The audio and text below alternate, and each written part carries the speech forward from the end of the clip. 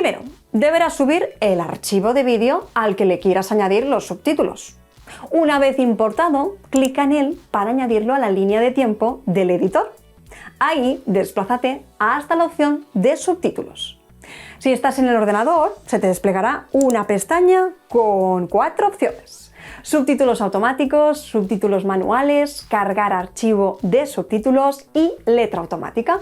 Sin embargo, si estás desde el móvil, directamente se te desplegará la opción de generar subtítulos automáticos. Yo te recomiendo que en ambas opciones, tanto móvil como ordenador, cliques primero en el botón azul de generar y a partir de esos subtítulos automáticos que te ha creado CapCut, los edites a tu gusto. Para editarlos desde el ordenador deberás fijarte en la parte derecha de tu pantalla. Ahí te aparecerá un recuadro blanco con opciones para editar los subtítulos. En predefinidos encontrarás diferentes estilos de subtítulos cambiando su color. Y en plantillas encontrarás los subtítulos con animaciones de movimientos ya aplicadas. Si quieres agregar tú mismo las animaciones de movimiento de los subtítulos, tienes la opción más abajo en la pestaña Animación con las 4 opciones de entrada, salida, bucle y subtítulos.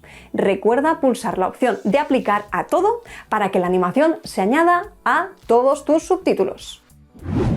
En el móvil, después de pulsar en generar, tendrás que clicar en estilo.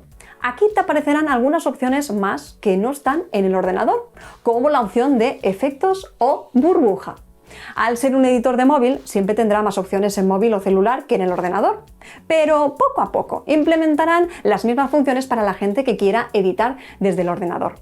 Recuerda pulsar en aplicar a los subtítulos automáticos para que los cambios que hagas se generen en todos los subtítulos. Y así de sencillo, si hay alguna errata, simplemente clica en el subtítulo para editar el texto y una vez terminado tu vídeo, solo tendrás que exportarlo.